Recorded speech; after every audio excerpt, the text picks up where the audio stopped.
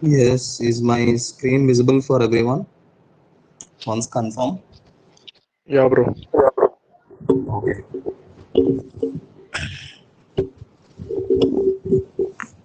Okay. Now, in the last class, we discussed about the Rigvedic age, the early Vedic Aryans, and now we are discussing the later Vedic age. Later Vedic age. Do you know why we differentiated the period into Rigvedic and later Vedic? ఎందుకు మనం మొత్తం అంతా Vedic age గా discuss చేసుకోవచ్చు కదా, ఎందుకు మనం two phases గా డిస్కస్ చేసుకుంటున్నాం? వై ఓన్లీ ఋగ్వేద ఉన్న పీరియడ్ నే, ఆ పీరియడ్ నే ఎందుకు early Vedic age or specific గా డీల్ చేసాం ఒక entire chapter, and later Vedic age ని ఒక సెపరేట్ చాప్టర్ గా ఎందుకు డిస్కస్ చేస్తున్నాం? Do you know the significance of it? What is the reason behind it? ఎందుకు మనం వేరే డిఫరెంట్ ఆస్పెక్ట్స్ లో చూస్తున్నాం అనేది?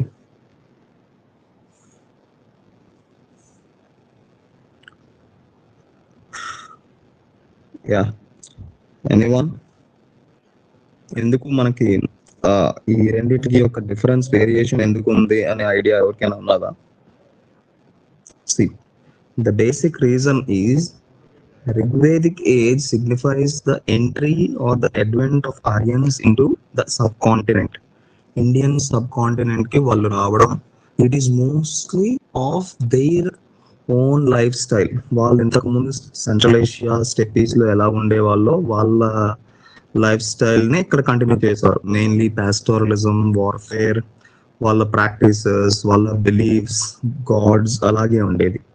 కానీ లేటర్ వేదిక్ వచ్చేసరికి they became part of this land. వాళ్ళు ఈ భూమితో కంప్లీట్ గా ఐక్యం అయిపోయారు అనమాట.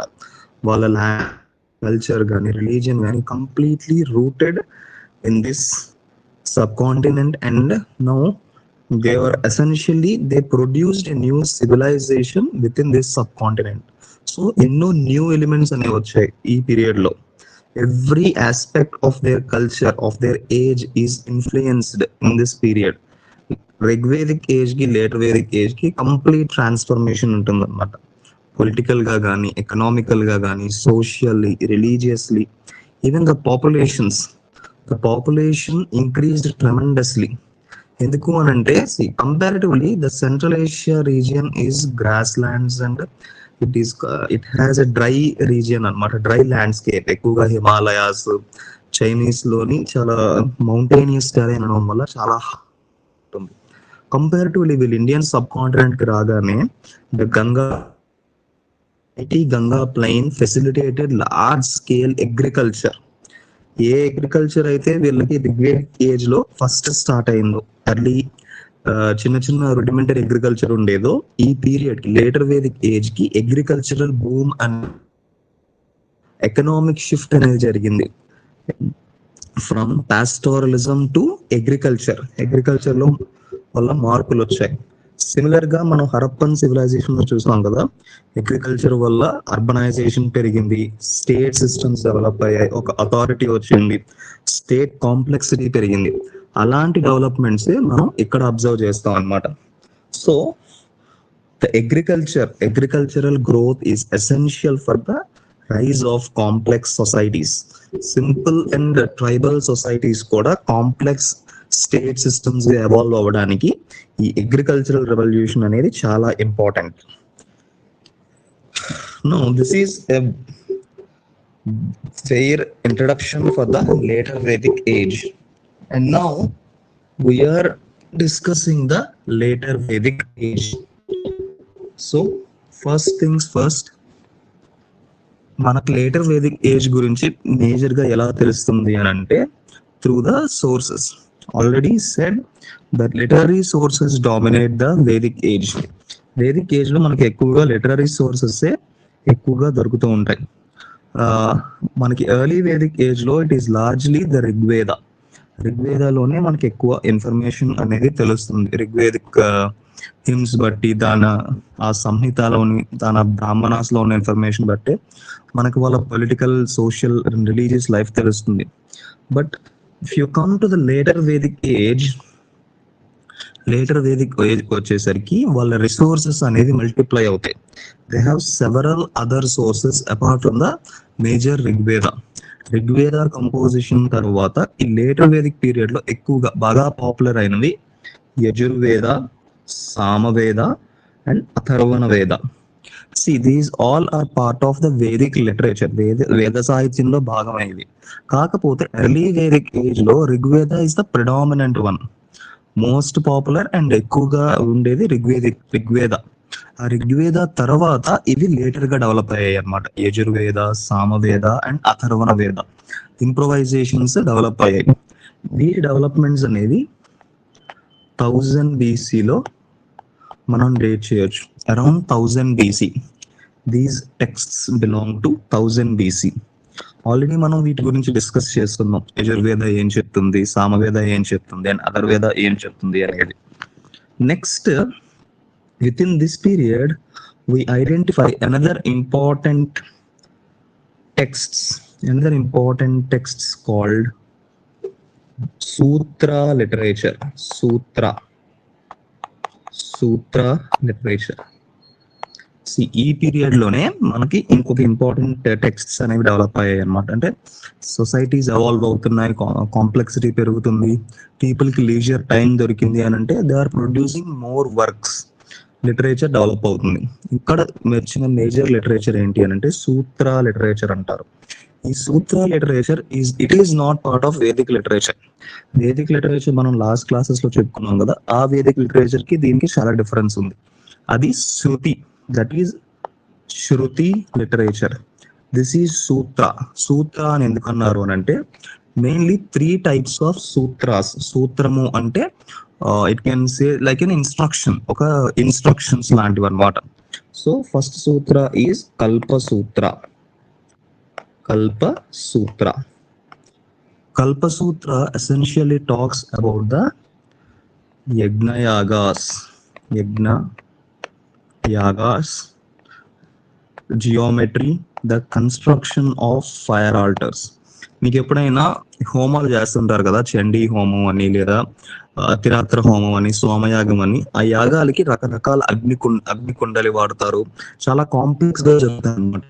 వాటి గురించి యొక్క ఇంట్రికేట్ డీటెయిల్స్, అగ్నికుండాల షేప్స్ ఎన్ని ఉండాలి, వాటి జియోమెట్రీ ఏంటి, వాటి యాంగిల్స్ ఏంటి, వాటి ఇంట్రికేట్ డీటెయిల్స్ అనేవన్నీ ఈ కల్పసూత్రాలో మెన్షన్ చేసి ఉంటాయి అన్నమాట. The Kalpasutra is known for geometry, angles కానీ ప్రొజెక్షన్స్ అవి ఎక్కువగా ఈ కల్పసూత్రాలో మెన్షన్ చేసి ఉంచారు.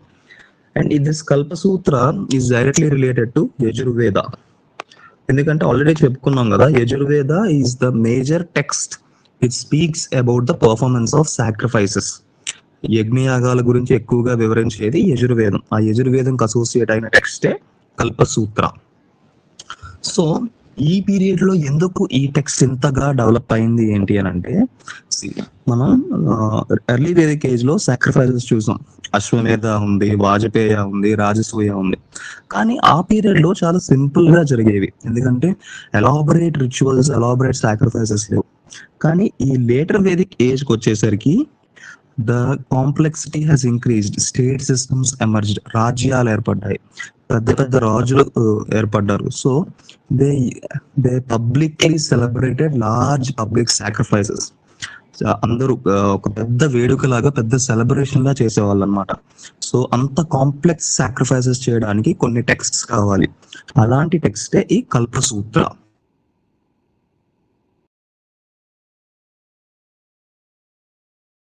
Next, this is for largely public.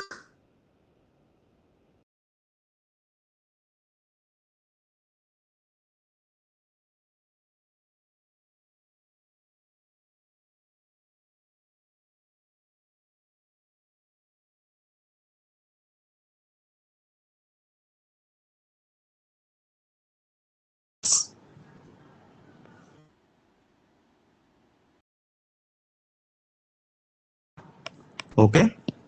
Next is Grihya Sutras.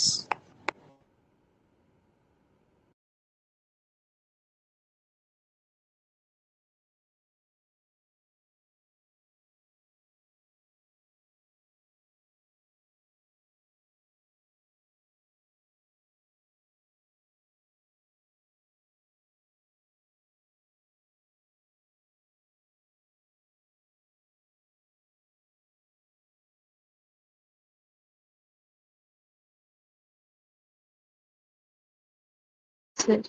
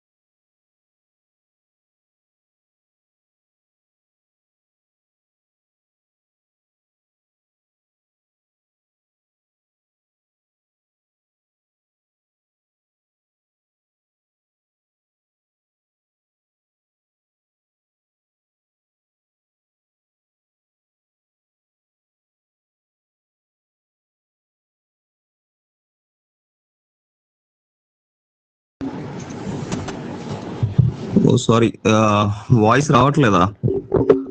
Is my voice audible now? ఇప్పుడు వస్తుంది. ఇప్పుడు ఓకే సార్. అంటే ఇప్పటివరకు రాలేదా వాయిస్? ఎక్కడి నుంచి రాలేదు? ఒకసారి మెన్షన్ చేస్తే మళ్ళీ రివైండ్ చేస్తాను. గ్రహ సూత్రం నుంచి రాలేదు సార్. ఓకే,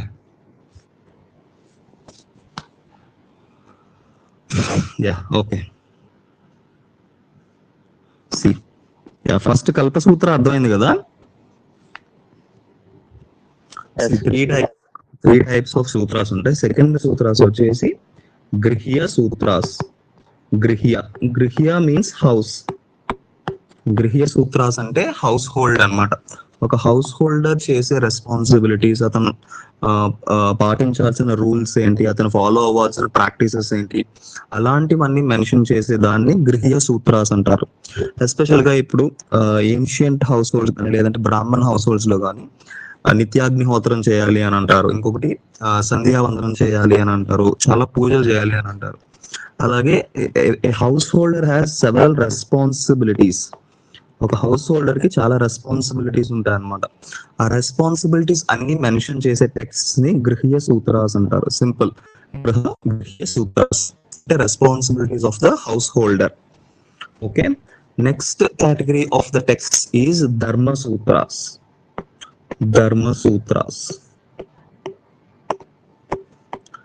ఇక్కడ ధర్మం అంటే జస్టిస్ అని కాదు. దర్ ఇస్ డిఫరెన్స్ బిట్వీన్ ధర్మ అండ్ జస్టిస్. జస్టిస్ అంటే న్యాయం, అది వేరే కాన్సెప్ట్. ధర్మ సూత్రాస్ ఏంటి అని అంటే, dharma here we can say established religious order.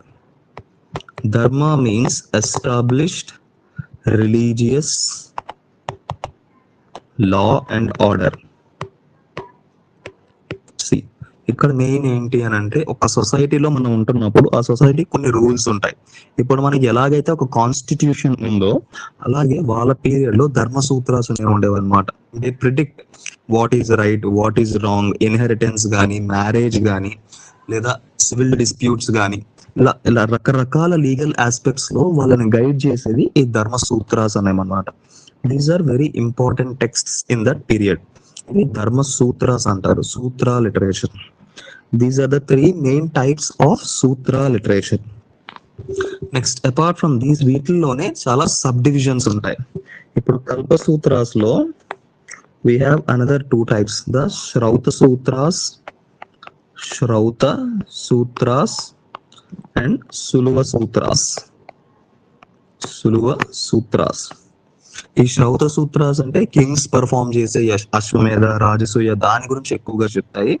సుల్వ sutras అంటే కొంచెం నార్మల్ చిన్న చిన్న సాక్రిఫైసెస్, చిన్న చిన్న సంస్కారాస్, వాటి గురించి చెప్తారు.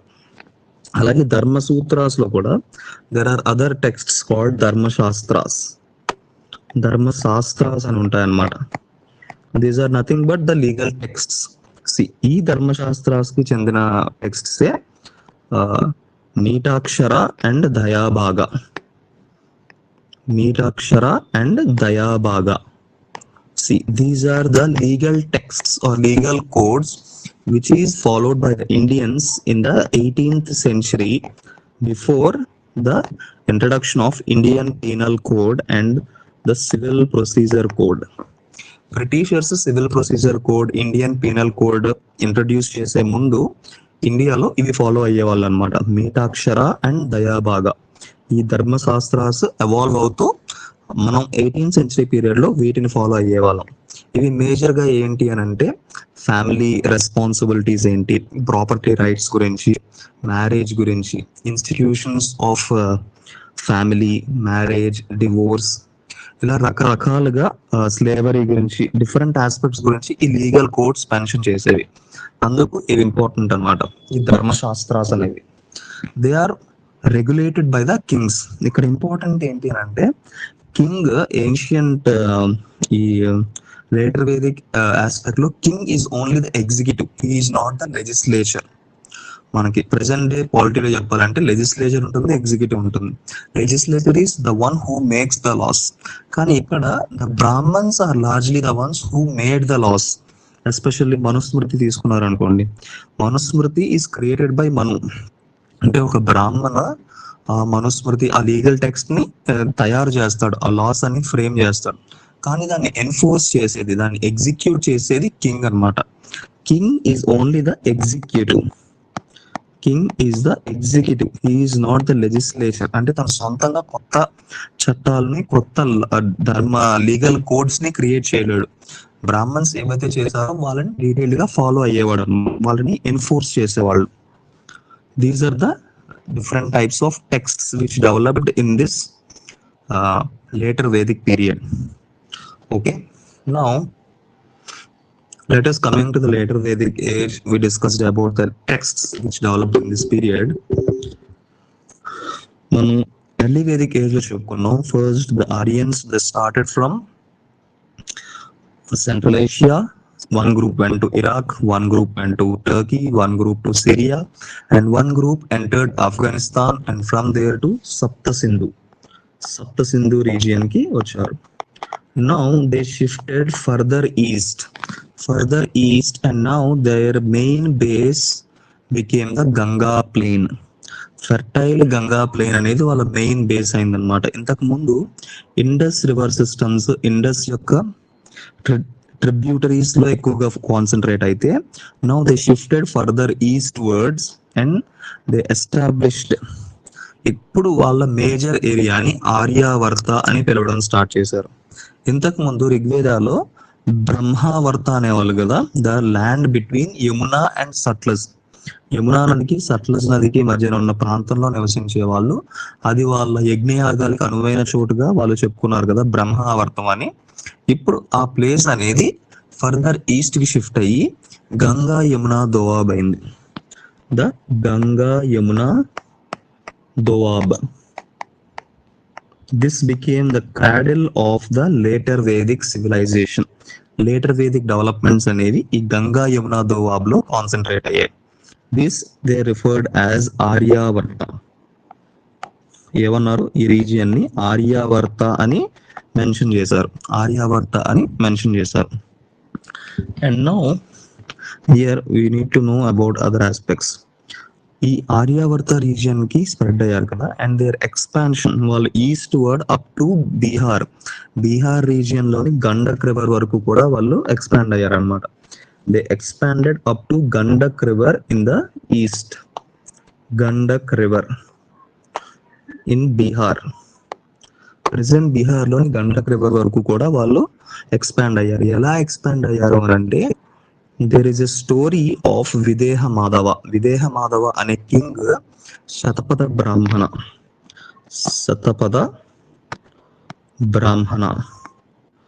ఈ బ్రాహ్మణాస్ మనం చెప్పుకున్నాం కదా వేదిక్ లిటరేచర్ లో every Samhita has a Brahmana అని. అలాగే ఈ శతపథ బ్రాహ్మణ అనేది మన యజుర్వేదానికి అడ్జెంట్ గా ఉండేది అనమాట శతపథ బ్రాహ్మణ. ఇది చాలా ఇంపార్టెంట్ డీటెయిల్స్ ఇస్తుంది ఈ పీరియడ్ లో వాళ్ళ లైఫ్ స్టైల్ గురించి, వాళ్ళ ఏజ్ గురించి. ఈ శతపథ బ్రాహ్మణ ఏం చెప్తుంది అని అంటే, a king called Videha Madhava he expanded, he moved further east, అంటే ఈస్ట్ లో ఉన్న రివర్స్ గండకూరుకు ఎక్స్పాండ్ అయ్యి తను రాజ్యాన్ని ఎస్టాబ్లిష్ చేశాడు, తన రాజ్యాన్ని విస్తరించాడు అని చెప్తున్నారు. ఎలా విస్తరించాడు అని అంటే, used the fire to clear the forests, అగ్ని ద్వారా ఫారెస్ట్స్ ని క్లియర్ చేసి కొత్త రాజ్యాలని, కొత్త ల్యాండ్స్ ని ఎస్టాబ్లిష్ చేయడం స్టార్ట్ చేశారు అనమాట. The story of Videha Madhava. And next the Gandak river అనేది modern name, ancient name which is mention in the Shatapatha బ్రాహ్మణలో ఈ గండక్ రివర్ ని సదానీరా అని మెన్షన్ చేసేవాళ్ళు. Sadanira. This can be a potential UPSC prelims bit.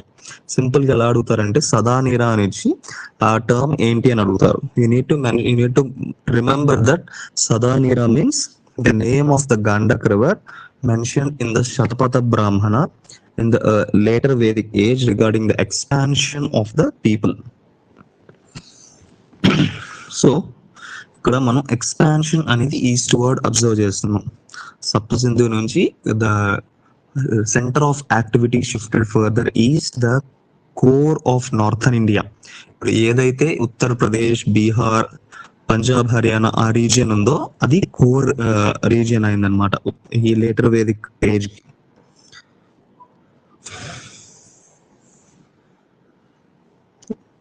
Recording is going on, recording అవుతుంది.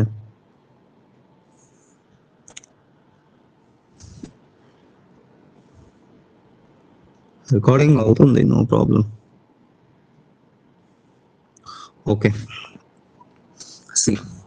So ఇప్పుడు మనం Shatapatha Brahmana, how the Aryans expanded from Sapta Sindhu region నుంచి ఈ ఈస్ట్ బీహార్ వరకు ఎక్స్పాండ్ అయ్యారని తెలుసుకున్నాం.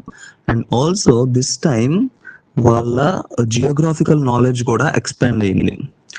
ఋగ్వేదిక్ పీరియడ్ లో వాళ్ళకి తెలిసిన జియోగ్రఫీ ఏంటి అని అంటే, only limited to the northern Himalayas, the Indus river systems and this region. ఈ రీజియన్ వరకే వాళ్ళ యొక్క జియోగ్రఫీ ఆర్ వాళ్ళ నాలెడ్జ్ తెలుసు అనమాట. ఎర్లీ వేదిక్ ఆరియన్స్ కి they know very less about the Indian subcontinent లో చాలా తక్కువ పాటే వాళ్ళకి తెలుసు.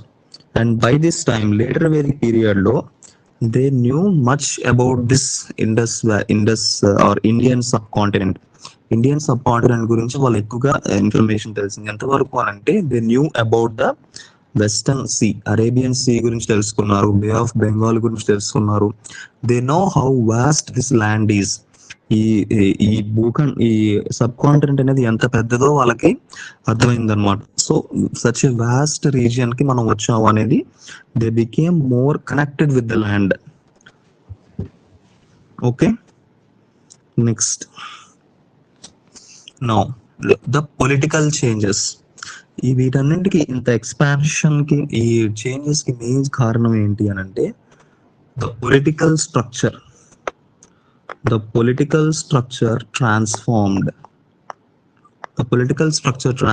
from the tribal leadership of a king, the rajan.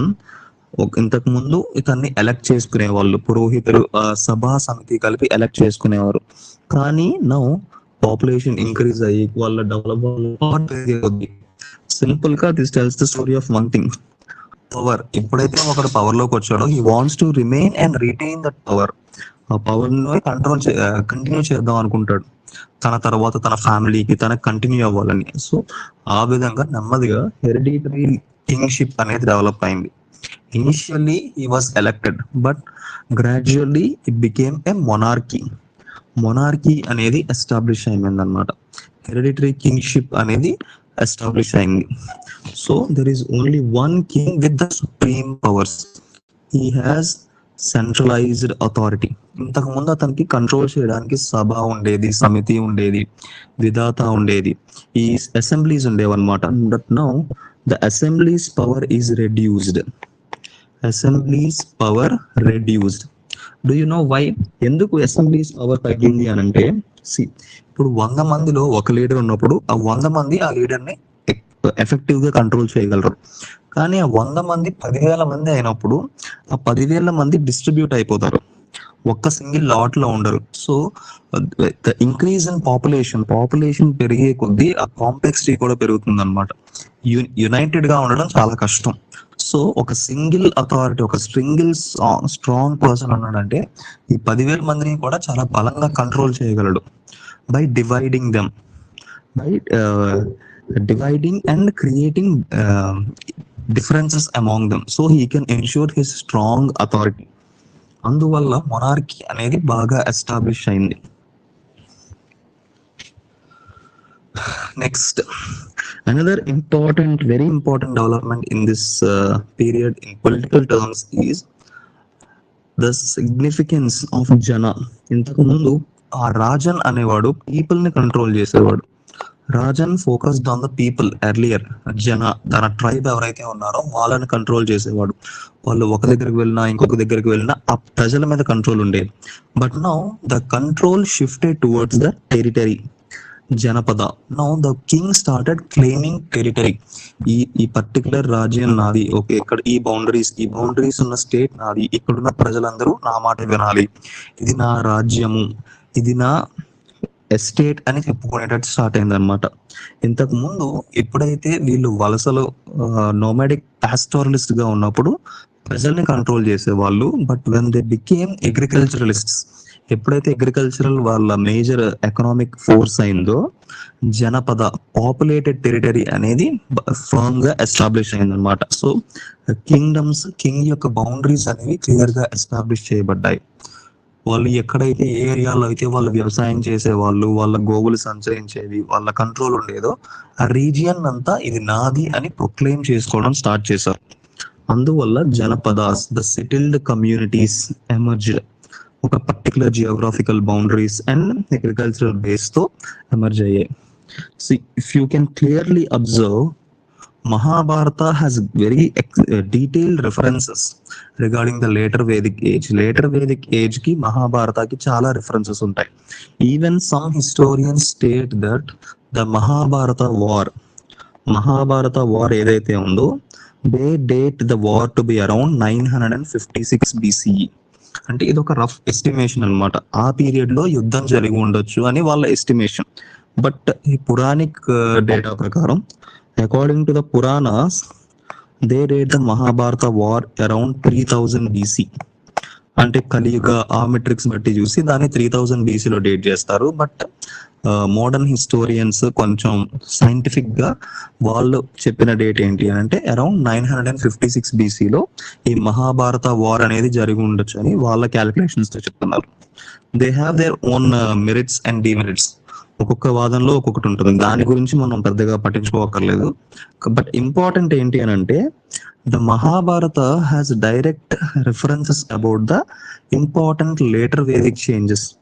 Later Vedic age లో చూసే మనం ఇంపార్టెంట్ చేంజెస్ అన్ని కూడా మనకి మహాభారతలో కనిపిస్తాయి. ఫర్ ఎగ్జాంపుల్, మనం ఇందాక స్టోరీ చెప్పుకున్నాం కదా, story of king Videha Madhava. He is using fire to clear the forests. Same episode Pandava దహనం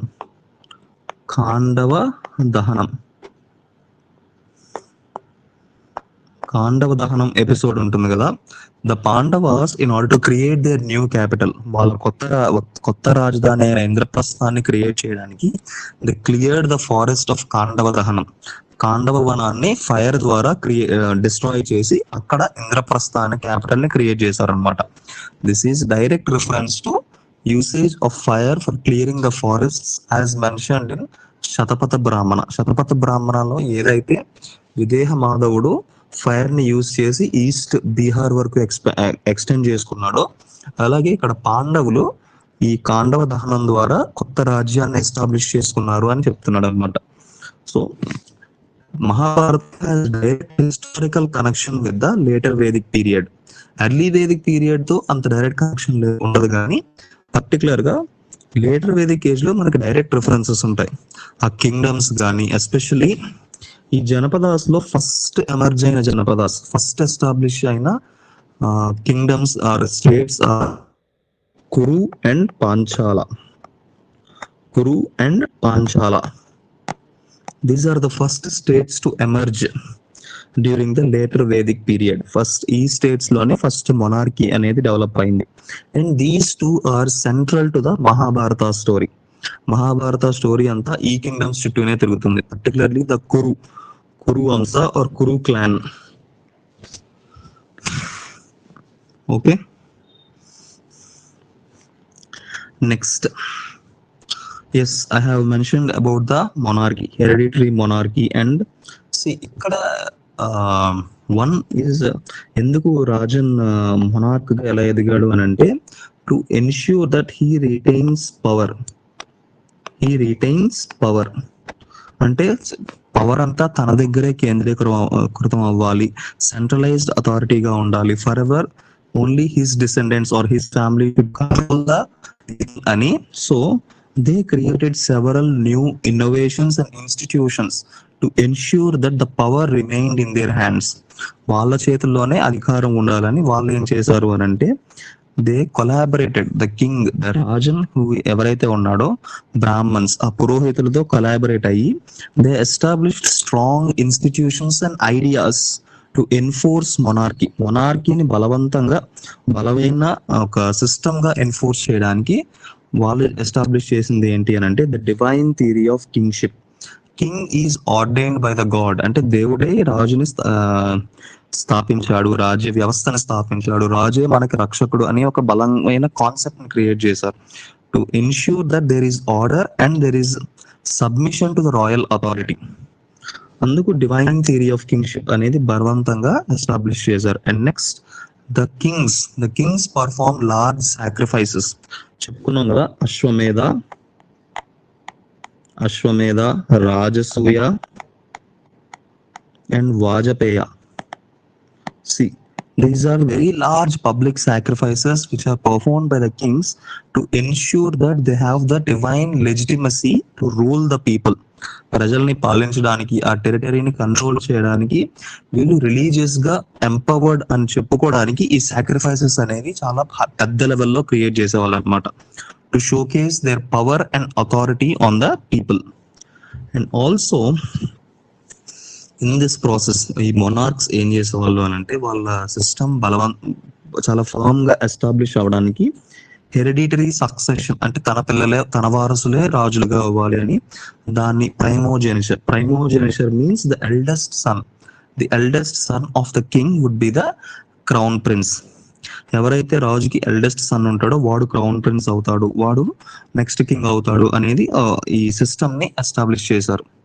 and next even the texts, మనం ధర్మశాస్త్రాస్ అని చెప్పుకున్నాం కదా, Dharmashastras and Dharmasutras, they enforced that the king and the brahmans, they establish and they maintain the order in the society అని వీళ్ళు establish చేసేవాళ్ళు. ఈ ధర్మశాస్త్రాస్ ఏవైతే టెక్స్ట్స్ అన్ని డెవలప్ అయ్యాయో ఈ పీరియడ్ లో, they are largely composed by the brahmans.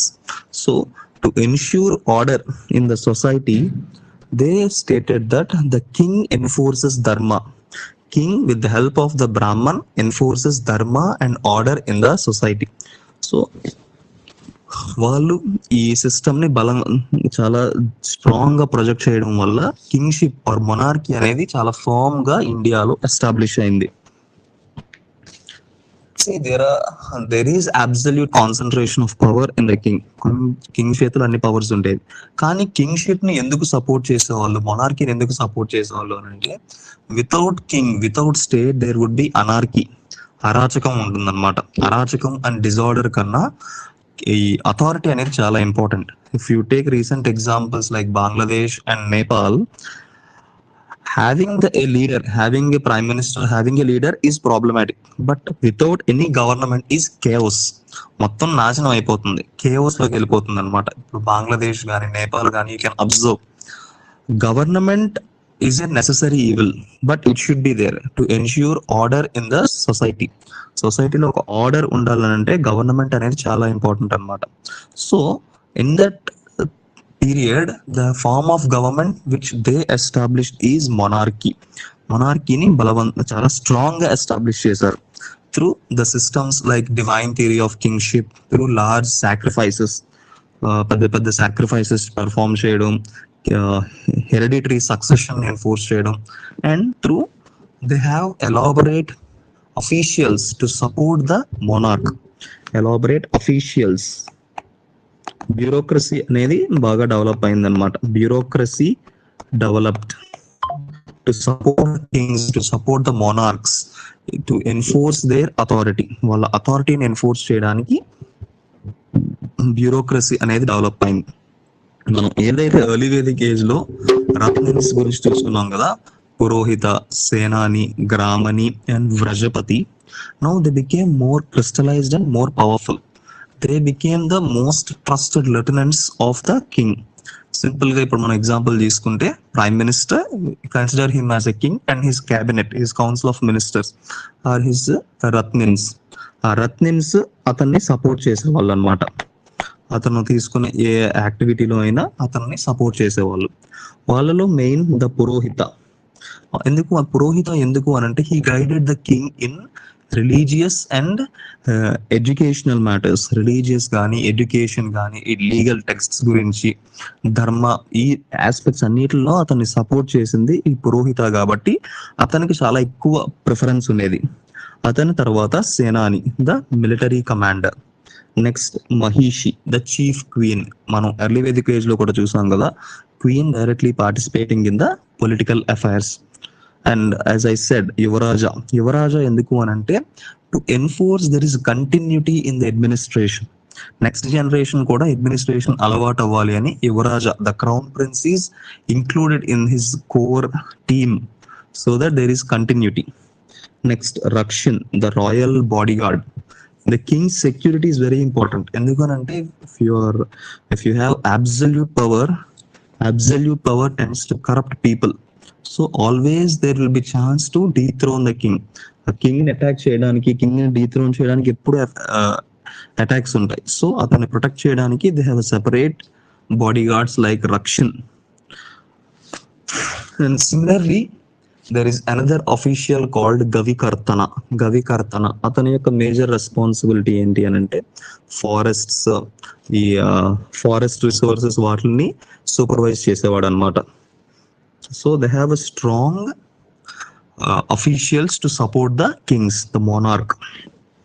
Next, this I have already explained about the royal sacrifices. Particular గా ఈ పెద్ద పెద్ద యజ్ఞయాగాలు, అశ్వమేధ యాగం ఇలాంటివి చేసి వాళ్ళ యొక్క లెజిటిమసీని పెంచుకుంటున్నారు. See why this legitimacy is important ఎందుకు అని అంటే, లెట్ us టేక్ ఎగ్జాంపుల్. ఇప్పుడు మనకి పీరియాడికల్ గా ఎవ్రీ 5 years జనరల్ ఎలక్షన్స్ జరుగుతాయి. జనరల్ ఎలక్షన్స్ లో ఎవరైతే విన్ అవుతారో వాళ్ళకి మనం prime minister or new government form చేస్తారు.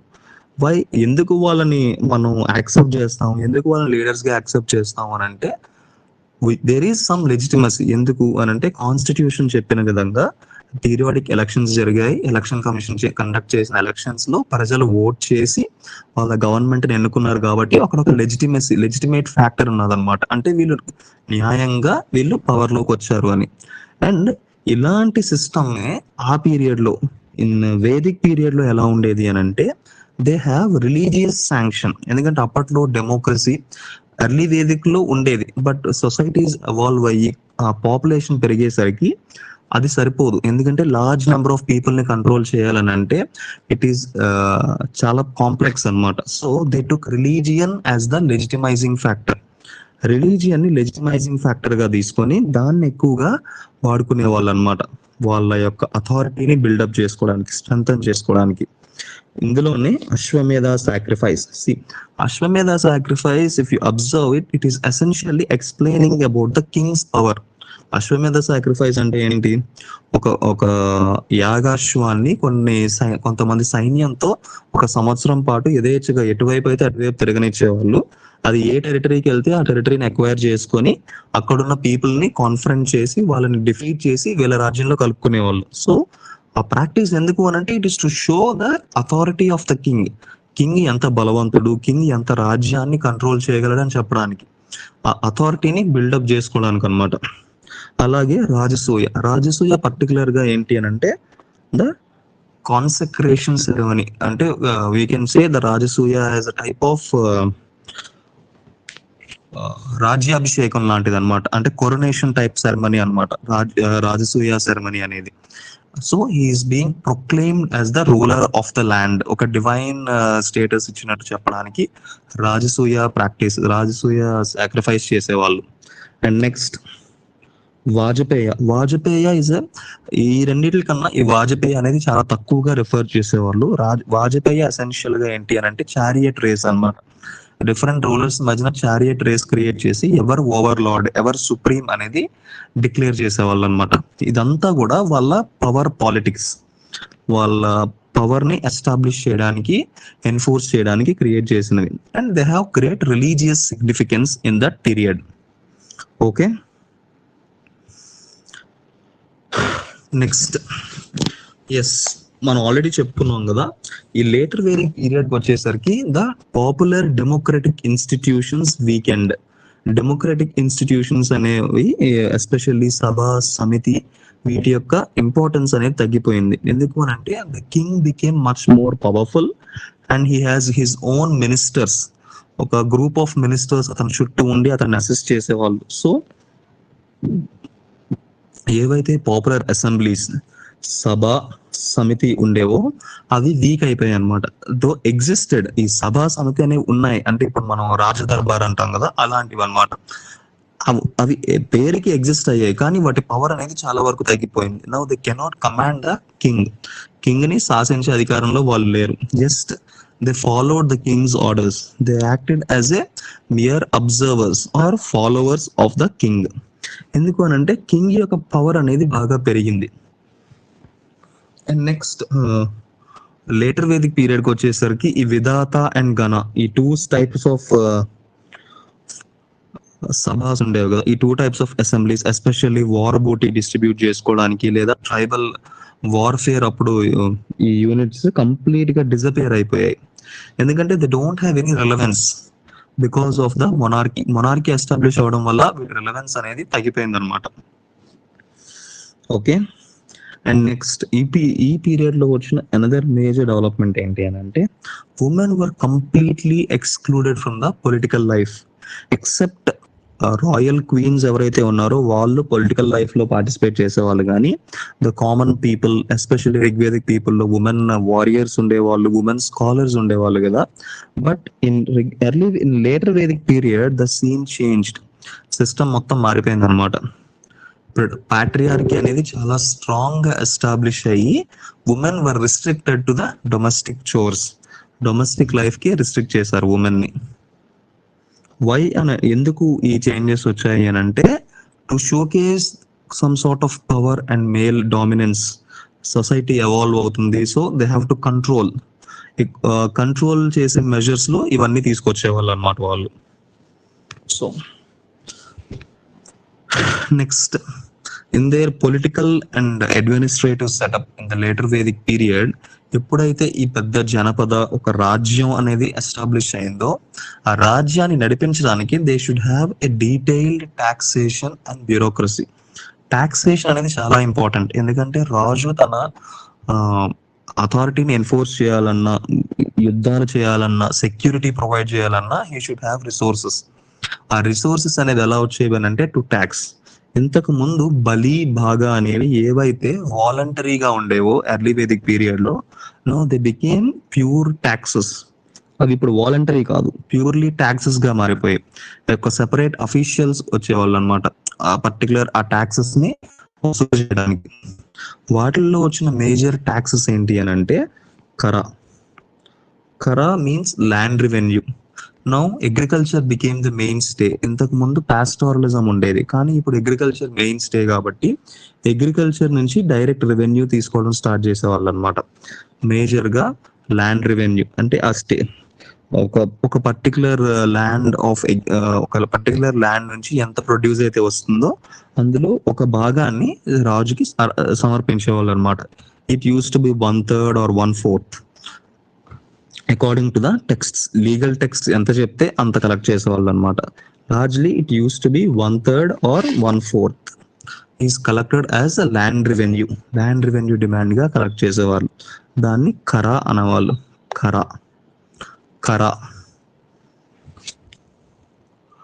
నెక్స్ట్ బలి ఆల్రెడీ చెప్పుకున్నాం కదా. ఎర్లీ వేదిక్ పీరియడ్ లో వాలంటరీ ట్రిబ్యూట్ లా ఉండేది బలి అనేది. But now it has acquired compulsory or obligatory reasons, and there are specific officials called bali sadaka to collect the revenues.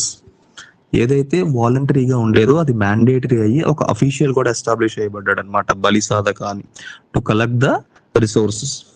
Similarly బాగదుగ్గ ఈ బాగా మనకి ఎర్లీ వేదిక్ ఏజ్ లో బాగా ఉండేది కదా, the share of the king in the war booty. ఏదైనా యుద్ధం చేస్తే ఆ యుద్ధంలో ధ్వంసం చేసిన అవతల వాళ్ళని ధ్వంసం చేసి సాధించిన సంపదలో కొంచెం భాగం రాజు ఉండేది. అది ఇప్పుడు ఇంకా ఎస్టాబ్లిష్ అయింది అనమాట. ఒక యుద్ధానికి గెలిచాము అని అంటే అందులో ఒక 30 to 40% షేర్ అనేది కింగ్స్ షేర్ గా ఉండేది. అదే బాగా అది ఇప్పుడు ఇంకా ఫర్మ్ గా ఎస్టాబ్లిష్ అయింది అనమాట, బాగదుగ్గ. సో దానికి కూడా స్పెషలైజ్డ్ ఆఫీసర్స్ వచ్చారు దాన్ని ఎన్ఫోర్స్ చేయడానికి, దాన్ని కలెక్ట్ చేయడానికి. అలాగే now the economy started growing, ఎందుకంటే అగ్రికల్చర్ వచ్చింది, ఐరన్ యూసేజ్ పెరిగింది, న్యూ క్రాఫ్ట్స్ డెవలప్ అయ్యాయి. So they introduced new taxes. The kings introduced new taxes on gambling. Already మనం చెప్పుకున్నాం కదా, ఈ ఆరియన్స్, ఎర్లీ వేదిక్ ఆరియన్స్ కి they have many entertainments, gambling, dices, horse races, ఇవన్నీ చేసేవాళ్ళు. సో ఈ గ్యాంబ్లింగ్ మీద వాళ్ళు ట్యాక్సెస్ వేసేవాళ్ళు అనమాట. ఆ ఆఫీసర్స్ ని అక్షవేప అనేవాళ్ళు. అక్షవేప officers specifically to collect the taxes on gambling చేసే వాళ్ళ మీద ట్యాక్సెస్ ఇష్యూ చేసి ట్యాక్సెస్ కలెక్ట్ చేసే వాళ్ళని అక్షవేప అనేవాళ్ళు. Next, in the bureaucracy another important official is the sangrahitri అంటే chief treasurer. He is responsible for the maintaining the royal ట్రెజరీని మెయింటైన్ చేసేవాడు sangrahitri, the royal treasurer. Sangrahitri, the royal treasurer. సంగ్రహ అంటే అన్నిటిని సేకరించి వీడు భద్రపరిచేవాడు అనమాట, సంగ్రహిత్రి.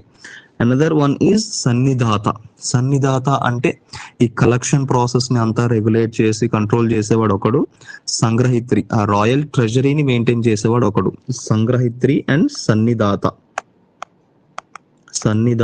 And sangrahitri. These are the other two important officials in the tax and revenue system. Taxation and revenue system లో వీళ్ళు ఇంపార్టెంట్ అఫీషియల్స్ గా ఉండేవాళ్ళు అనమాట. సారీ, వాయిస్ వస్తుందా?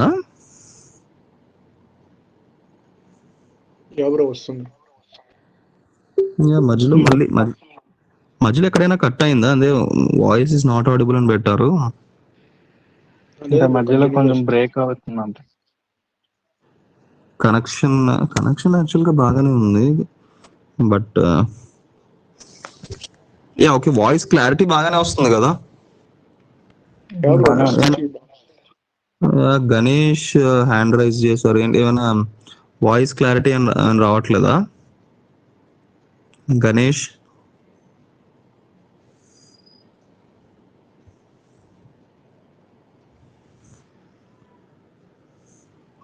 యా ఓకే, వాయిస్ రావట్లేదా? వాయిస్ వస్తుంది కదా Ganesh? Yeah okay. So now we discussed about the taxation and the new officials. బ్యూరోక్రసీలో వచ్చిన మార్పులు, ట్యాక్స్ న్యూ ఆఫీసర్స్ వచ్చారు, బలిసాధక, సంగ్రహిత్రి, సన్నిధాత, టాక్సేషన్ ఎస్టాబ్లిష్ అయింది, Khara the land revenue, janapadas, ఇవన్నీ ఎస్టాబ్లిష్ అయ్యాయి. So the major back bone for these political changes, ఈ political changes అన్ని రావడానికి, ఈ కింగ్ ఇంత ఫర్మ్ గా ఎస్టాబ్లిష్ అవ్వడానికి మేజర్ రీజన్ ఏంటి అని అంటే the economic change, economic shift అన్నమాట. Economy shifted from pastoralism to agriculture. పశు సంపద నుండి వ్యవసాయం అనేది మేజర్ స్టేగా మారిందనమాట.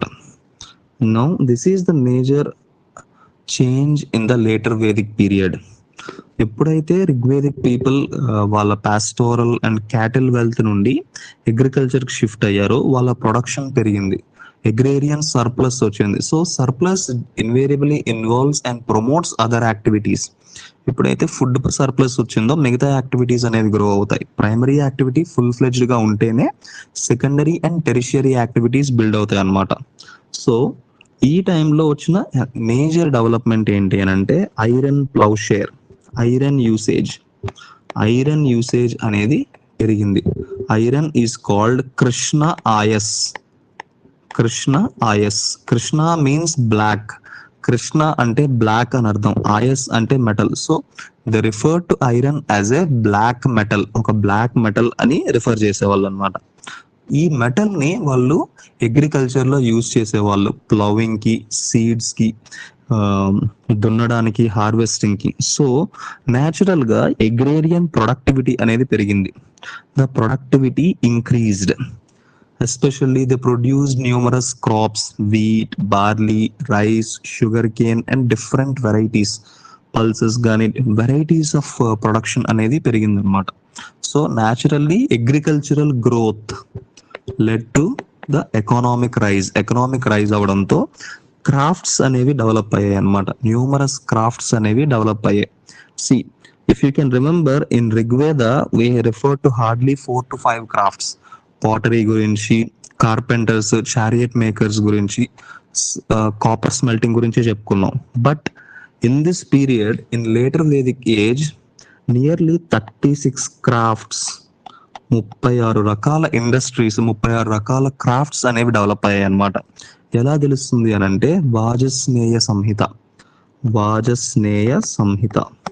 See, this is nothing but the Samhita portion of Yajurveda.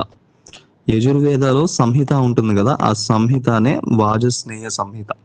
ఆ సంహిత చెప్తుంది అనమాట 36 క్రాఫ్ట్స్ డెవలప్ అయ్యాయి. Carpentry, pottery, metallurgy, jewellery, blacksmith, అలా డిఫరెంట్ క్రాఫ్ట్స్ 36 క్రాఫ్ట్స్ ఎమర్జ్ అయ్యాయి అని. So the economy is booming. Economy ఎప్పుడైతే బూమ్ అవుతుందో సొసైటీలో ట్రాన్స్ఫర్మేషన్ స్టార్ట్ అవుతాయి అన్నమాట. కాంప్లెక్సిటీ అనేది పెరుగుతూ ఉంటుంది. ఈ యొక్క మేజర్ చేంజెస్ కి కారణం ఏంటి అని అంటే అగ్రికల్చర్ కి అండ్ ఎకనామిక్ చేంజ్ కి కారణం ఏంటి అని అంటే iron technology. Now they started effectively using the iron technology. మనం ఆల్రెడీ చెప్పుకున్నాం కదా, first urbanization bronze age Indus valley civilization లో జరిగితే సెకండ్ అర్బనైజేషన్ అనేది ఐరన్ టెక్నాలజీ ద్వారా గంగా వ్యాలీలో జరిగిందనమాట. అది ఈ పీరియడ్ లో స్టార్ట్ అయింది. లేటర్ వేదిక్ ఏజ్ లో అర్బనైజేషన్ అనేది స్టార్ట్ అయింది. But its peak is the 6th century BC. 6th century BC కి అర్బనైజేషన్ పీక్ లెవెల్స్ కి వెళ్ళింది. 16 మహాజనపదాస్ రావడం, పెద్ద స్టేట్ సిస్టమ్స్ ఎమర్జ్ అవ్వడం. బట్ లేటర్ వేదిక్ ఏజ్ లో we can see the developments. Iron usage major గా ఎందుకు అని అంటే వన్ ఈజ్ మిలిటరీ యూసేజ్. మిలిటరీలో iron spear heads and arrow heads use చేసేవాళ్ళు. వార్ఫేర్ బెటర్ అయ్యింది. So it naturally enabled the kings to have strong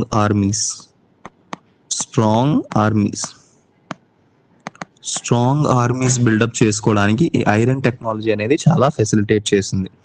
next వచ్చేసి agriculture లో main for cultivation. Iron ploughshare ద్వారా కల్టివేషన్ అండ్ ప్రొడక్టివిటీ పెరిగింది. And next they use the iron also for clearing the forests.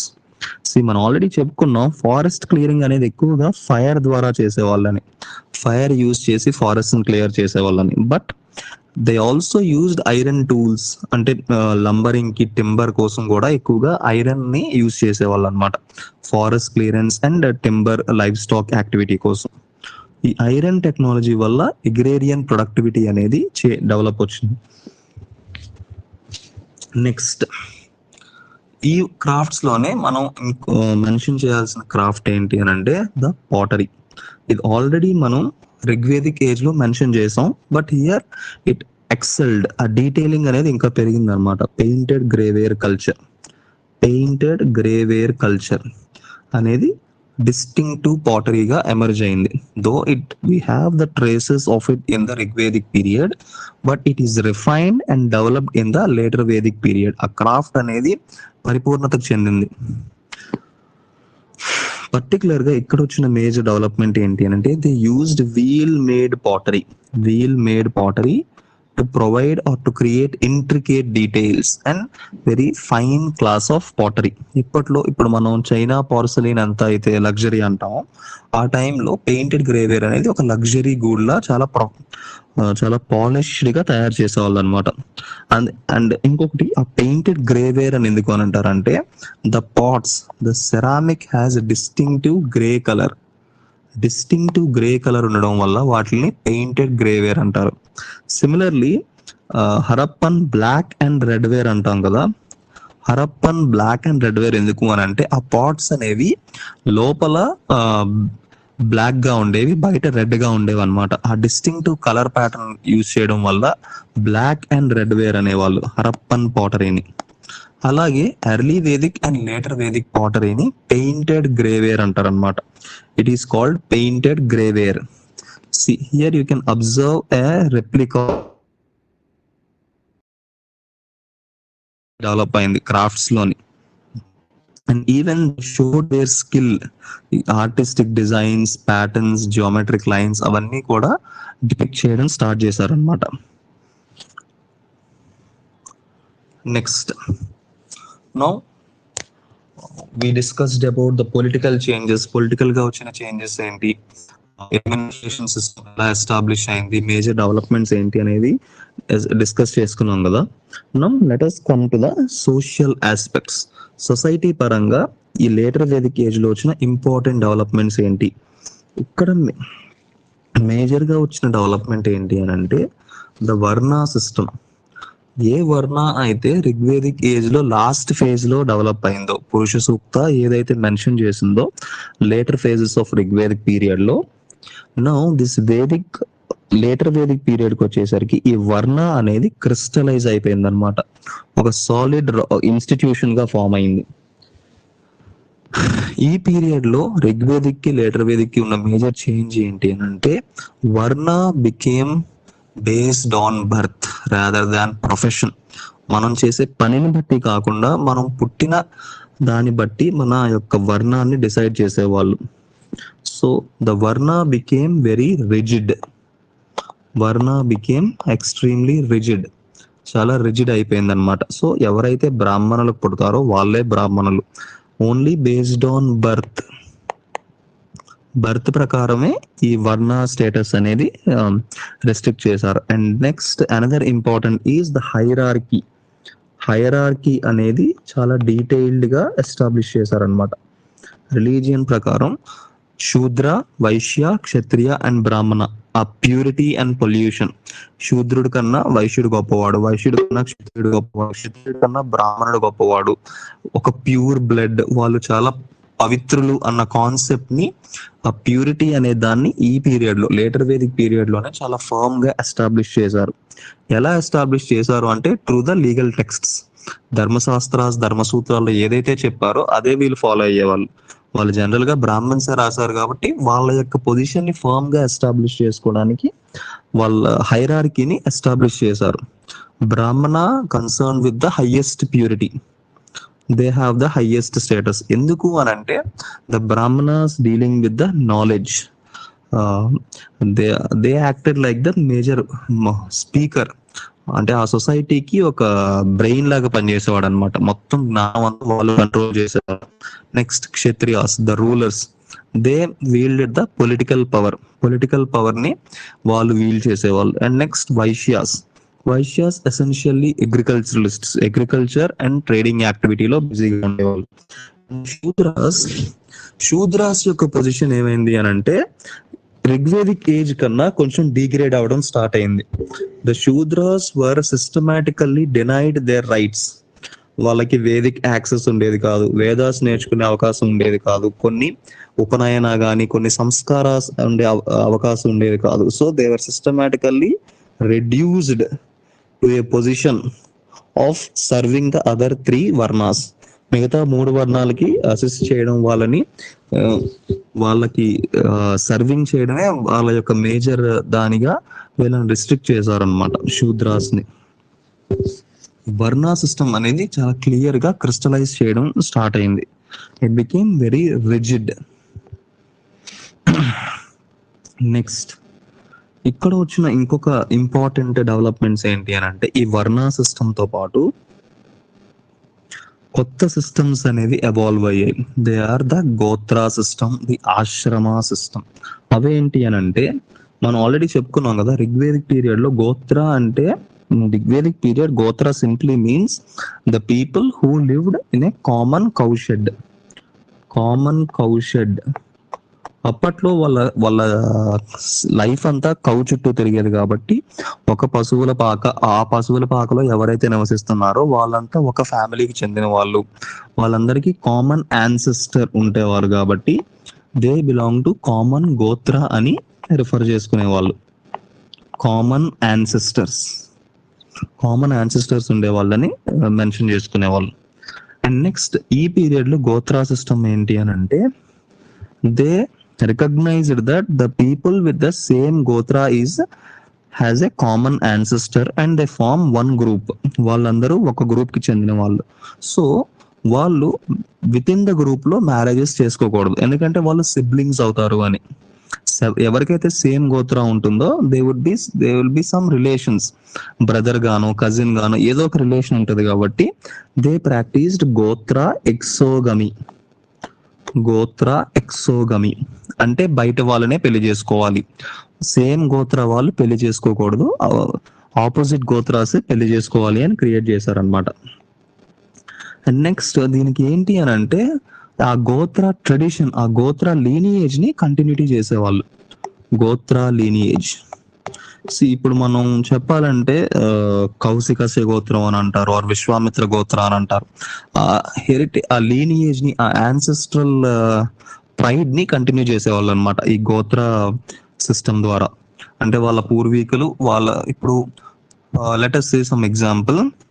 ఇప్పుడు చాలా different గోత్రాస్ ఉంటాయి కదా, ఎవరైనా ఒక పర్టికులర్ స్కిల్ లో ఎక్స్పర్ట్స్ అయి ఉంటే వాళ్ళు ఆ స్కిల్ ని ఆ గోత్ర లీనియేజ్ ద్వారా కంటిన్యూ చేసేవాళ్ళు. వాళ్ళు మిగతా వాళ్ళకి షేర్ చేసేవాళ్ళు కాదు, ఆ ఫ్యామిలీకే కంటిన్యూ అయ్యేలా ఉండేవాళ్ళు అనమాట. సో వాళ్ళ యాన్సెస్ట్రల్ గా వాళ్ళకి వచ్చిన నాలెడ్జ్ కానీ స్కిల్ కానీ కంటిన్యూస్ గా జనరేషన్స్ బై జనరేషన్స్ దాన్ని కంటిన్యూ చేసేవాళ్ళు. And they maintained it only within their gotra. వాళ్ళ దాంట్లోనే వాళ్ళు దాన్ని మెయింటైన్ చేసేవాళ్ళు అనమాట. అదొక ఇన్స్టిట్యూషనల్ గా ఎస్టాబ్లిష్ అయింది. ఎస్పెషల్లీ గోత్ర ఏంటి అని అంటే, gotra exogamy, same people from same gotra should not marry as they have a common ancestor. ఒకే వారసత్వం ఉంటుంది అని. Okay, next another important institution which established in this period, later Vedic period లో ఎస్టాబ్లిష్ అయిన ఇంకొక సిస్టమ్ ఏంటి అని అంటే ఆశ్రమ సిస్టమ్. ఆశ్రమ, here the people or the knowledge, the Brahmins divided an individual life into 4 parts. ఒక ఇండివిజువల్ యొక్క లైఫ్ ని 4 పార్ట్స్ గా డివైడ్ చేశారనమాట. 4 స్టేజెస్, స్టేజ్ 1, 2, 3 and 4 స్టేజెస్ గా డివైడ్ చేశారు. ద ఫస్ట్ స్టేజ్ ఈజ్ బ్రహ్మచర్య. బ్రహ్మచర్య essentially it focused on education and celibacy అంటే బ్రహ్మచర్యం ఓన్లీ ఈ should focus on learning, education మీద ఎక్కువగా ఫోకస్ పెట్టేవాళ్ళు అనమాట. గురువు దగ్గరే ఉండేవాళ్ళు, గురువు దగ్గర విద్యను అభ్యసించేవాళ్ళు. గురుకుల సిస్టమ్ అనేది ఇక్కడే డెవలప్ అయింది అనమాట. Brahmacharya only they are focused on education and celibacy. Next the second stage is గృహస్థాశ్రమం యొక్క మెయిన్ రెస్పాన్సిబిలిటీ ఏంటి అని అంటే, after education the boy and returns home, he gets married and he starts a family and he becomes an important pillar of economy లో ఒక important aspect తీసుకుంటాడు అనమాట గృహస్థ. వీటన్నింటిలో కూడా ఈ గృహస్థ ఆశ్రమం అనేది చాలా ఇంపార్టెంట్, ఎందుకంటే this is the one which survives all the 3 other ashramas. Grihastha the householder is very important. ఎందుకంటే వాళ్ళు కష్టపడి ఫ్యామిలీని రన్ చేసి ఎకానమీని సొసైటీని పోషించే వాళ్ళు అనమాట. సో ఇది చాలా ఇంపార్టెంట్ ఆశ్రమ, గృహస్థాశ్రమ. And next the third one is vanaprastha. వానప్రస్థ అంటే it is a stage when the grihastha, ఆ ఫ్యామిలీ హౌస్ హోల్డర్ ఎవరైతే ఉన్నాడో నెమ్మదిగా తన యొక్క రెస్పాన్సిబిలిటీస్ ని తగ్గించుకుంటూ he starts living in spiritual pursuits. Spirituality మీద ఎక్కువగా ఫోకస్ చేసి తన యొక్క హ్యాబిట్స్ కానీ తన యొక్క కోరికలను అన్ని తగ్గించుకొని ఫారెస్ట్ లైఫ్ ని యాక్సెప్ట్ చేసేవాడు అనమాట. దాన్ని వానప్రస్థ అని అంటారు. నెక్స్ట్ ద ఫైనల్ స్టేజ్ ఏంటి అని అంటే సన్యాస. కంప్లీట్ గా వరల్డ్లీ లైఫ్ తో కంప్లీట్ గా డిటాచ్ అయిపోయి ఒక వాండరింగ్ మాంక్ లాగా సన్యాసిగా మారిపోవడాన్ని సన్యాసాశ్రమం అని అంటారు. These are the 4 different stages of life. 4 different stages of life. See, ఇందులో ఇంపార్టెంట్ ఏంటి అని అంటే this ashrama system is available only for the top 3 varnas. Brahmana, Kshatriya and Vaishyas. Only they have the access to these 4 ashramas, and that too only the brahmanas can have or can be able to pass through all the 4 ashramas. Only brahmanule first 4 ashramas ni పాటించగలరు. వైశ్యాస్, శూద్రాస్ వాళ్ళకంత access ఇవ్వలేదన్నమాట. Even Shudras does not have access for education. Shudras కి అయితే అసలు education కూడా deny చేశారు. Only the first 3 varnas of Brahman, Kshatriya and Vaishya, only they 3 have access to education. బ్రహ్మచర్య అనేది ఈ 3 గ్రూప్స్ కి చెందిందనమాట. అండ్ నెక్స్ట్ రిచువల్ హైరార్కీ కూడా ఎలా ఉండేది అని అంటే the Brahmans have both all the ashramas, brahmacharya, grihastha, వానప్రస్థ, సన్యాస. ఈ 4 ఆశ్రమాలు వాళ్ళు ఖచ్చితంగా పాటించాలని ఉంటది. Kshatriyas brahmacharya, grihastha, vanaprastha, and if he chooses sanyasa. But Vaishyas mainly brahmacharya and grihastha. వైశ్యుడు ఎందుకు గృహస్థానే ఎక్కువ ఇంపార్టెన్స్ ఇచ్చారు అని అంటే he deals with money, he deals with economy. So వైశ్యుడు వానప్రస్థం, సన్యాసం వెళ్ళిపోతే ఎకానమీ కొలాప్స్ అయిపోతుంది, సోషల్ స్ట్రక్చర్ కొలాప్స్ అయిపోతుంది. So they restricted the Vaishyas only to the first 2 ashramas, brahmacharya and grihastha. ఇక్కడ ఏంటి అని అంటే మనం అర్థం చేసుకోవాల్సింది through the ashrama system they created a gradual hierarchy in the access. బ్రాహ్మణుడికి బ్రహ్మచర్యం, గృహస్థ, వానప్రస్థ, సన్యాస అన్నిటిని కంట్రోల్ చేసుకునే పవర్ ఉండేది. క్షత్రియాస్ బ్రహ్మచర్య, గృహస్థ అండ్ వానప్రస్థ. ఎందుకంటే రూలర్స్ ఆఫ్టర్ దే అచీవ్డ్ అంటే వాళ్ళు ఓల్డ్ అయ్యాక సన్యాసంలోకి వెళ్ళొచ్చు. అండ్ ఇక్కడ మెయిన్ వాళ్ళ యొక్క ఆర్డర్ ని ఎస్టాబ్లిష్ చేయడానికి ఫర్మ్ గా ఈ రిచువల్ హైరార్కీని డిజైన్ చేసుకున్నారు.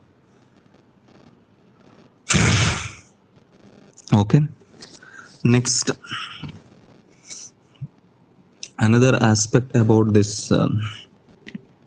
the later Vedic society is hierarchy చెప్పుకున్నాం కదా. బ్రాహ్మణ్, క్షత్రియ, వైశ్య, శూద్ర. వీళ్ళలో top most Brahmins, second Kshatriya, third Vaishya. ఈ Shudras they were denied access to education and other privileges. వాళ్ళకి అదర్ ప్రివిలేజెస్ ఇచ్చేవాళ్ళు కాదు. And next even women are also denied education. Women also denied education. Only the upper 3 varnas and that too the male members కే ఈ education గానీ, గృహస్థ గానీ, వానప్రస్థ వాటి మీద ఎక్కువ కంట్రోల్ ఉండేది. వాళ్ళనే యాక్సెస్ అలో చేసేవాళ్ళు అనమాట. So it is clearly creating a differentiation. Differences అనేది క్లియర్ గా చూపిస్తున్నారు వాళ్ళ యొక్క హైరార్కీని, వాళ్ళ యొక్క ఆర్డర్ ని ఎస్టాబ్లిష్ చేయడానికి. ఈ విధంగానే మనం అబ్జర్వ్ చేస్తే లేటర్ వేదిక్ పీరియడ్ లో ఉమెన్ స్టేటస్ ఎలా మారింది, ఎలా డిక్లైన్ అయ్యింది అనేది మనం అబ్జర్వ్ చేయొచ్చు. Comparatively if you take from the Rigvedic period, women participated in Sabha assemblies లో పార్టిసిపేట్ చేసేవాళ్ళు. వాళ్ళకి ఎడ్యుకేషనల్ యాక్సెస్ ఉండేది. స్కాలర్స్ ఉన్నారు, ఉమెన్ వారియర్స్ ఉన్నారు. They have the right to choose their husbands. వాళ్ళ హస్బెండ్స్ ని వాళ్ళు చూస్ చేసుకునే వాళ్ళు. అండ్ నౌ ఈ పీరియడ్ లో ఉమెన్ యొక్క స్టేటస్ ఎంతలా డిగ్రేడ్ అయిపోయింది అని అంటే, they were treated as vices. ఎలాగైతే మద్యం అండ్ గ్యాంబ్లింగ్, జోదం అనేవి ఒక వైసెస్, ఉమెన్ ని కూడా ఒక వైస్ లా ట్రీట్ చేయడం స్టార్ట్ చేశారనమాట. Complete shift. వాళ్ళకి పొలిటికల్ రోల్ ఇచ్చేవాళ్ళు కాదు. ఓపెన్ సెరమనీ ఆర్ ఎడ్యుకేషన్ లో యాక్సెస్ ఉండేది కాదు. Household only domestic aspect లోనే వాళ్ళని ఫోకస్ చేసేవాళ్ళు అనమాట. The women is deliberately restricted to the domestic space. These are the major developments in the later Vedic period. Women ని they strictly reduced or restricted her to the domestic sphere. Okay, next. Another important system which developed in this period is the samskaras. Samskaras are rites of passage. అంటే మనిషి పుట్టినప్పటి నుంచి చనిపోయే వరకు ప్రతి house holder కూడా కొన్ని సంస్కారాస్ పాటించాలి, కొన్ని రిచువల్స్ పాటించాలి అని ఒక ఎలాబరేట్ సిస్టమ్ ఆఫ్ రిచువల్స్ ని క్రియేట్ చేసేవాళ్ళు అనమాట. ఇది ఎందుకు అని అంటే, all these rituals are officiated by the Brahmins. ఈ రిచువల్స్ అన్ని బ్రాహ్మణ్స్ అఫీషియేట్ అంటే కండక్ట్ చేసేవాళ్ళు. ఈ బ్రాహ్మణ్స్ యొక్క మేజర్ డ్యూటీస్ ఏంటి అని అంటే, they have 6 main duties of a Brahmana. బ్రాహ్మణులకి 6 మెయిన్ డ్యూటీస్ ఉన్నాయి. ఒకటి to read or to study and to teach. ఒకటి చదవడం, చదివించడం, to study and teach. Next to do sacrifices, యజ్ఞయాగాలు చేయించడం, officiating sacrifices. And the third is to give gifts and receive gifts. దానం ఇవ్వడం, దానం తీసుకోవడం. సో వాళ్ళకి major source of revenue or వాళ్ళ యొక్క లైఫ్ ఎలా గడిచేది అని అంటే, ఈ సాక్రిఫైసెస్, రిచువల్స్, ఈ సెరమనీస్ అనేవి పర్ఫామ్ చేయడం వల్ల వాళ్ళకి ఈ డబ్బులు అనేవి వచ్చేవి అనమాట. And they provided distinct sacrifices for distinct ceremonies. రకరకాల సెరమనీస్ అనేవి క్రియేట్ చేశారు. వాటినే 16 సంస్కారాస్ అంటారు. Samskaras are rites of passage. ఇప్పుడు మనం చూస్తే ఆశ్రమ సిస్టమ్ కానీ సంస్కారాస్ అనేవి కానీ, they are very novel and innovative features. అవి చాలా మంచివి. ఎందుకంటే ఒక్కొక్క స్టేజ్ లో మనిషి ఎలా ఎవాల్వ్ అవుతాడు, దేన్ని ఫోకస్ చేయాలి అని చెప్తారు. కానీ ఇందులో the focus on differentiation. Inequality ఎప్పుడైతే ఉంటుందో, ఆ ఇన్ఈక్వాలిటీ వీటి యొక్క ఎసెన్స్ ని తగ్గిస్తుంది. Initially these are very noble practices highlighting the evolution of people. ఒక బిడ్డ పుట్టినప్పటి నుంచి చనిపోయేంత వరకు రకరకాల ప్రాక్టీసెస్, రకరకాల సంస్కారాల గురించి డీటెయిల్డ్ గా ఎక్స్ప్లెయిన్ చేశారు. కానీ they are restricted to only few groups. అందులో మెయిన్ ఏంటి అని అంటే, ఫస్ట్ ద 16 సంస్కారాస్ లో the major ones are the pre birth rituals. అంటే బిడ్డ పుట్టే ముందు చేసే సంస్కారాలు. గర్భాధానం అంటే the seed is planted in the mother's womb. అంటే when the mother gets pregnant, అది గర్భాధానం అన్నమాట. నెక్స్ట్ పుంసావనం అండ్ సీమంతోనాయనం. ఇవి ప్రీ బర్త్ రిచువల్స్ అన్నమాట. గర్భాధాన, పుంసావన అండ్ సీమంతోనాయన pre birth rituals. Next childhood ceremonies అని అంటే జాతకర్మ అంటే first shaving of the child's hair. బిడ్డ పుట్టగానే ఆ తల వెంట్రుకలు తీస్తారంట కదా, అవి Jatakarma. Namakarana, naming ceremony, first బిడ్డకి పేరు పెట్టడం. అండ్ అన్నప్రాసన అంటే మేజర్ గా ఒక సాలిడ్ ఫుడ్ ఫీడ్ చేయడం. Next is educational initiation.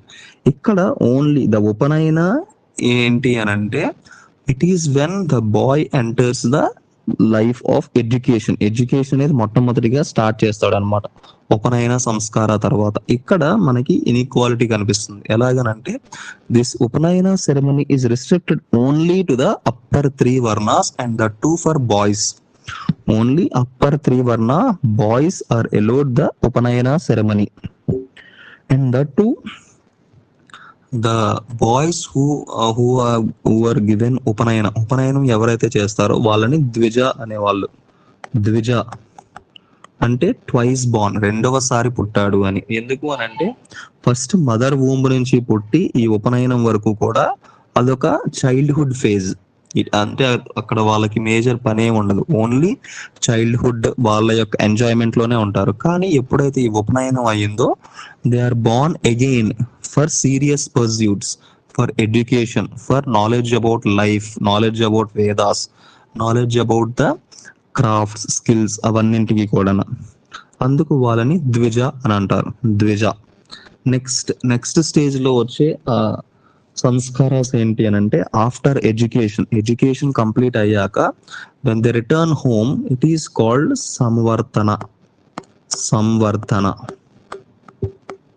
ఎప్పుడైతే ఎడ్యుకేషన్ పూర్తి చేసుకొని నువ్వు మళ్ళీ నీ హౌస్ హోల్డ్ కి రిటర్న్ అవుతావో, సింపుల్ లైక్ మన హాస్టల్ మన గ్రాడ్యుయేషన్ అంతా కంప్లీట్ చేసుకొని మనం ఇంటికి రిటర్న్ వస్తే ఆ ఫేజ్, ఆ ప్రాసెస్ ని సంవర్ధన అని అంటారు. అంటే when you return your home after education it is called samvardhana. Then you are ready for a next stage in your life, that is marriage. And again you start your household responsibilities. గ్రహస్థాశ్రమంలోకి అడుగు పెడతారనమాట.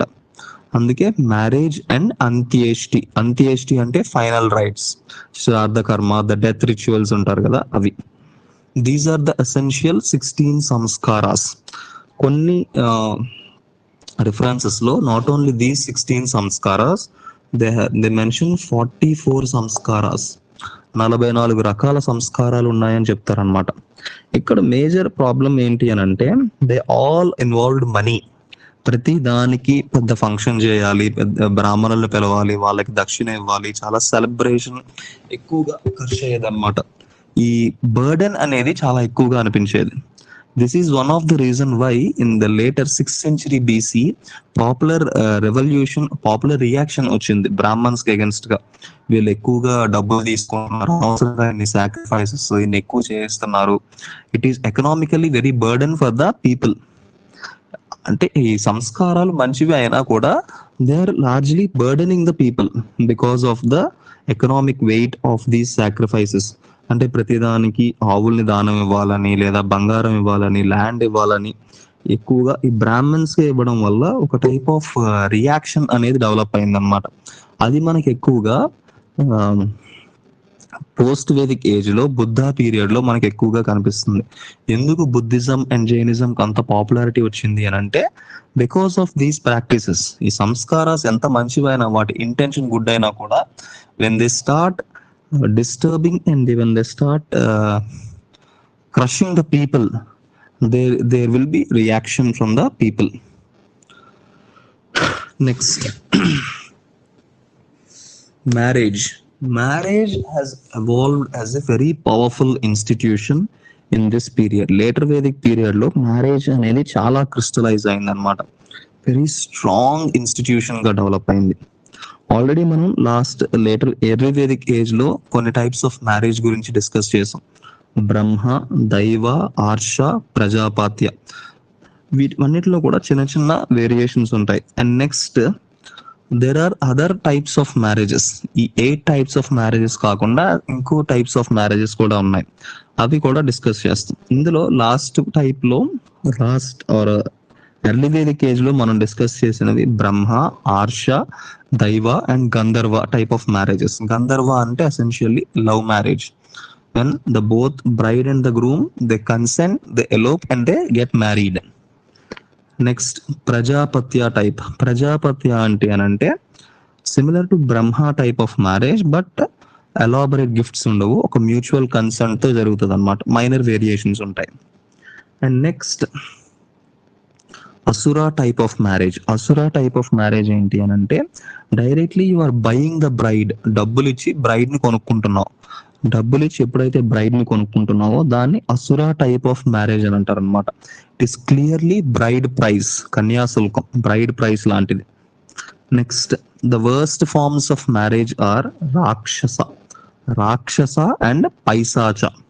రాక్షస అని అంటే bride abducted by the groom బలవంతంగా bride ని లేవ తీసుకొని పోవడం అన్నమాట. ఆ లేవ తీసుకొని పోవడం దాన్ని రాక్షస అని అంటారు. పైశాచ అని అంటే మొలెస్టేషన్, సెక్షువల్ మొలెస్టేషన్ చేసి బ్రైడ్ ని హింసించి బలవంతంగా చేసిన దాన్ని పైశాచ అంటే పైశాచిక ఆనందం అంటాం కదా, పైశాచికంగా మ్యారేజ్ చేసుకోవడం అని అంటారు. These are degraded forms of marriage, especially Asura, Rakshasa and Paishacha. These are the degraded forms of marriage in that period. See, these are the 8 forms of marriage which are largely recognized by the legal texts. అవి negative అయినా కూడా, even Asura, Paishacha and Rakshasa, they are considered చాలా evil or negative forms of marriage అయినా కూడా they have recognition. There are other types of marriages which led to significant social conflict and social change. అవేంటి అని అంటే, one is నియోగా marriage.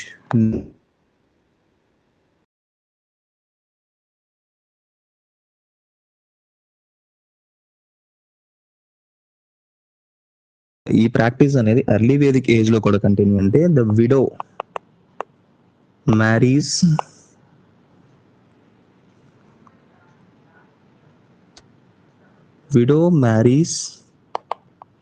husband's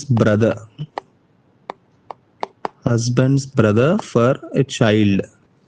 అంటే బిడ్డ పుట్టడం కోసం ఒక విడో తన హస్బెండ్ యొక్క బ్రదర్ ని మ్యారేజ్ చేసుకోవచ్చు. ఎసెన్షియల్ గా ఏంటి అని, అక్కడ పర్పస్ ఏంటి అని అంటే, to continue the family line, ఆ హెరిటేజ్, ఆ వారసత్వం కంటిన్యూ అవ్వాలని. ఒక బిడ్డ పుట్టే వరకు ఆ విడో అనే తన హస్బెండ్ యొక్క బ్రదర్ ని మ్యారేజ్ చేసుకొని షీ కెన్ కంటిన్యూ అనేది ఒకటి ఉంటుంది అనమాట.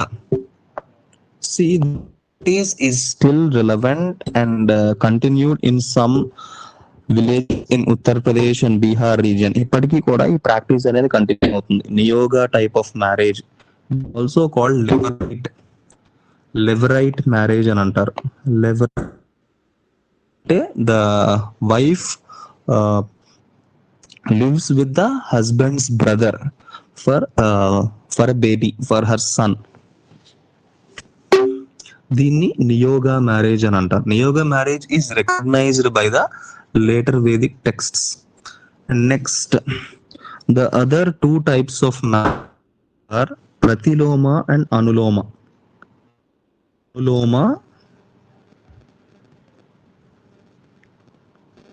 Anulom and pratiloma. See, these are 2 types of marriage which led to significant social conflict. ఇది ఏంటి అని అంటే, when anuloma marriage happens when an upper varna boy marries a lower varna girl.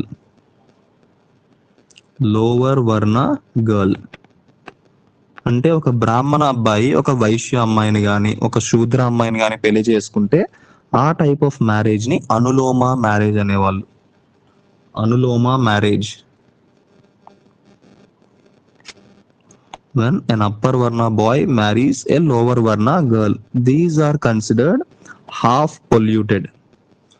అంటే ritual purity పోయింది, వాళ్ళ బ్లడ్ లైన్ కలుషితం అయింది అని హాఫ్ పొల్యూటెడ్ అనేవాళ్ళు. Half polluted. They are considered somewhat lower in the social structure. Social హైరార్కీలో వీళ్ళని చాలా చిన్న చూపు చూసేవాళ్ళు అనమాట. And next comes the Pratiloma marriage. Pratiloma marriage ఏంటి అంటే the reverse. when an upper varna girl marries a lower varna boy, this is called pratiloma marriage. This is called pratiloma marriage and they are or panchamas. వీళ్ళని పంచములుగా చూసేవాళ్ళు అనమాట. అంటే they are out of the varna order నుంచే వెలివేసి వాళ్ళని చండాలులుగా, పంచములుగా, different caste గా డీల్ చేయడం స్టార్ట్ చేశారు. అంటే దే ఆర్ కంప్లీట్లీ పొల్యూటెడ్ అని. They consider them as completely polluted and out of the varna order.